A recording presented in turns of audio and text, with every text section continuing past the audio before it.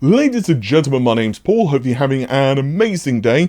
Mark Cerny has been working a lot of magic for the PS5 Pro, and honestly, if you already own a PS5 and you have a TV which can really take advantage of the PS5 Pro, i.e. 120Hz or faster, with VRR, 4K, decent HDR, you know the idea, then this console is going to be a really big upgrade, and it's going to be very interesting to see how games like the new Grand Theft Auto can really take advantage of it.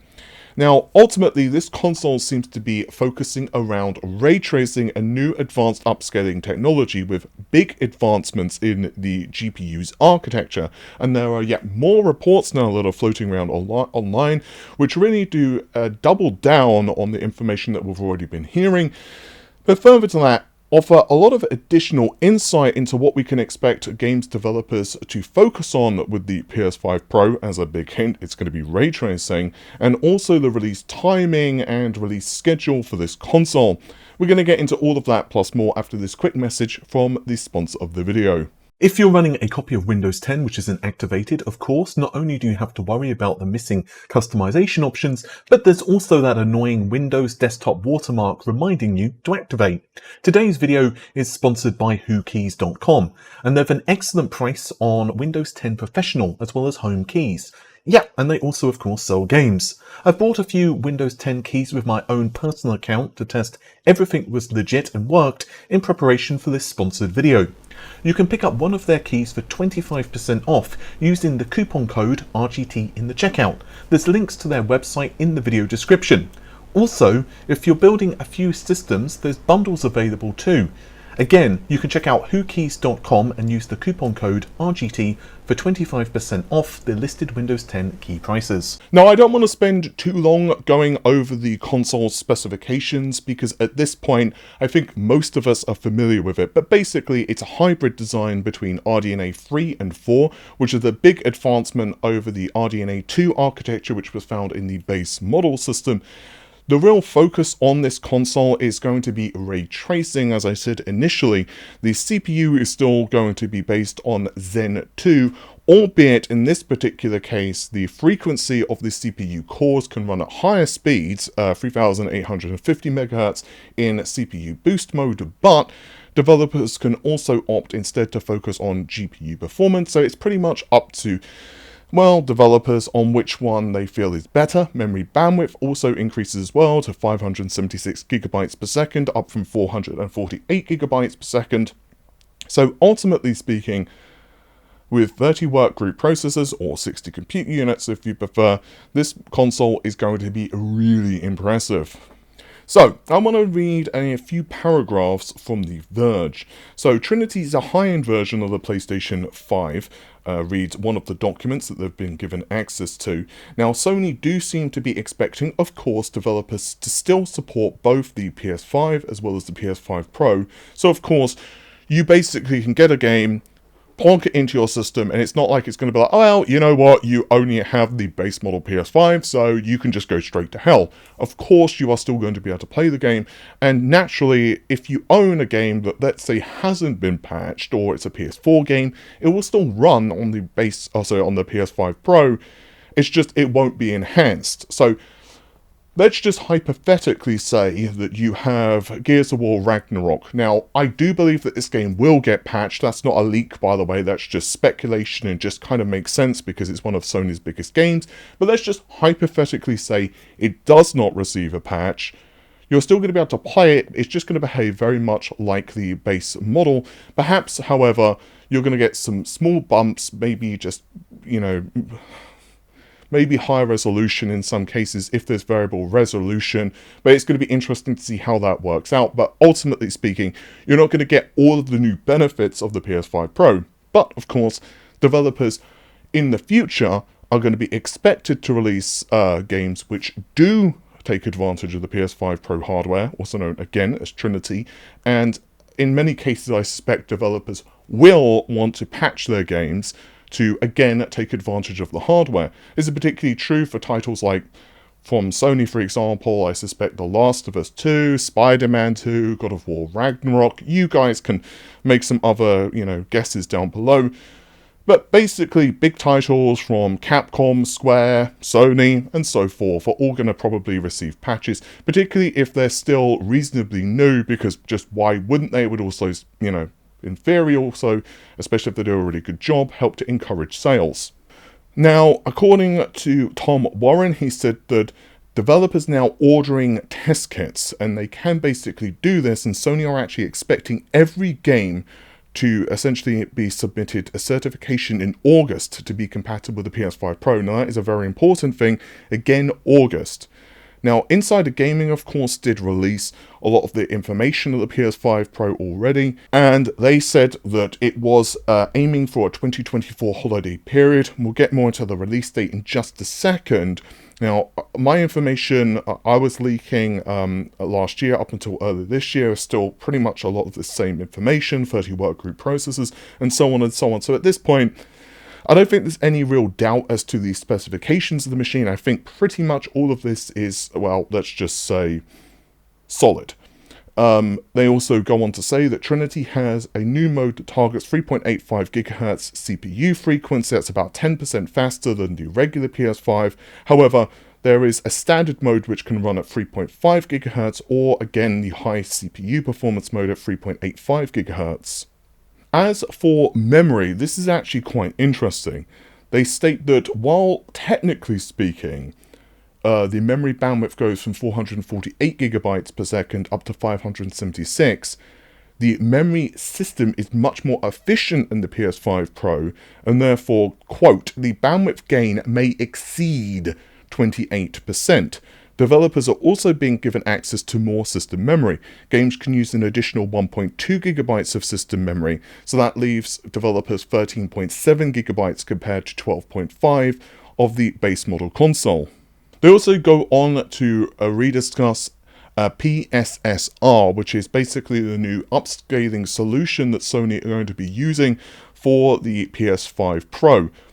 Now, from what, you know, the documents that have leaked and information that's been kind of floating around, this is actually really cool. It essentially is a little bit like NVIDIA's DLSS, but interestingly, in the documents, it does seem to also indicate that this is technology which is going to continue to improve and advance, as you would expect, and they are also stating that it's going to go above 8K perhaps in the future.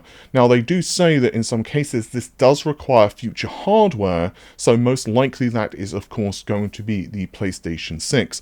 Now, if they are using, that are developers, this, it's going to basically gobble up around 250 megabytes of RAM. The article also focuses a lot on ray tracing, and that developers, you know, really will be encouraged to make use of ray tracing features for the PS5 Pro.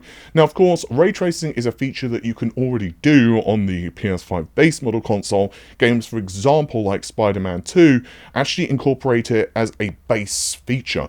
So pretty much every graphics mode from memory, maybe someone correct me down below, but I think every visual mode in Spider-Man 2 actually uses ray tracing, but of course they can still improve things, right?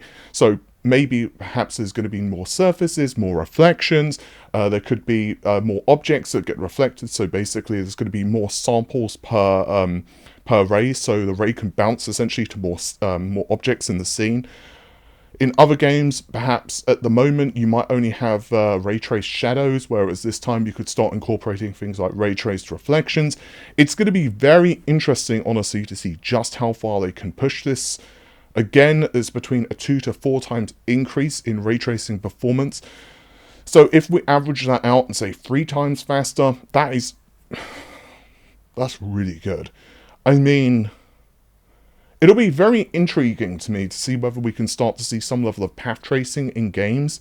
Cyberpunk, for example, on the PC, obviously you can do absolutely insane stuff. You can really crank the details on something like Cyberpunk on PC. Assuming you have a GPU which can really take advantage of it, like an RTX 4080 or 4090.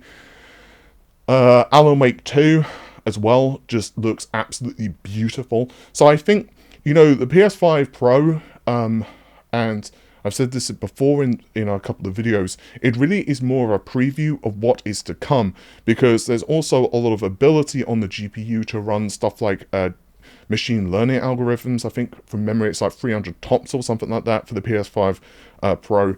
So that is a lot of GPU performance that can be brought to bear in the future with things like physics and simulations.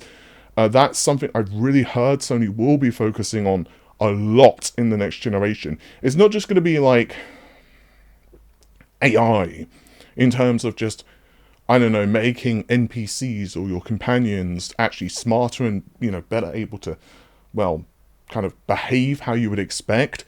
But I'm hearing Sony are really screwing around with things like improvements in physics. Physics in games have improved a lot.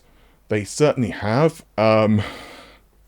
If you guys, like, if you're, you know, an old ass like me, you might remember when we started to move from, like, 2D games to 3D games, and, like, you know, the PS1 kind of 2 era, and you can say that for, you know, even appropriate PC games as well.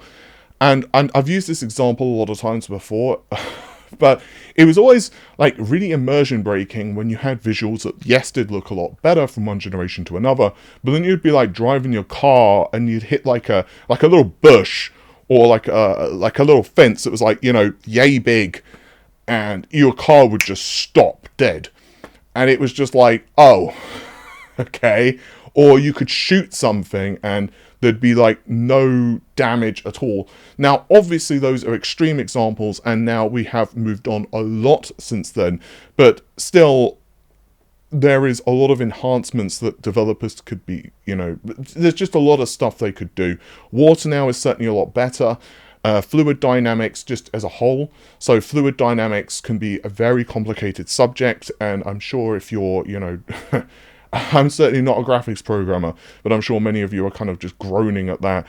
But yeah, there's, like, when you start talking about, like, how smoke, for example, let's say you throw a smoke grenade, or there's a fire or something like that, and you're moving, and smoke obviously is just one example. We can talk about water, or pretty much any, you know, thing that moves. Even cloth and other, like, details, there's just a lot in those couple of subjects alone, and that's just not even really, that's just a very small fraction of things that can improve and be enhanced in the future. Honestly, you can really start to do a lot of cool stuff. For example, in driving games, you could have even more realistic physics and crashes and, you know, deformations on models, and yeah, there's just a lot of stuff, and that's to say nothing of stuff like explosions, and there's just so much cool crap that we still can't model too well. So I think the PS6 in that respect is going to be absolutely ridiculous. But that's a topic for another video.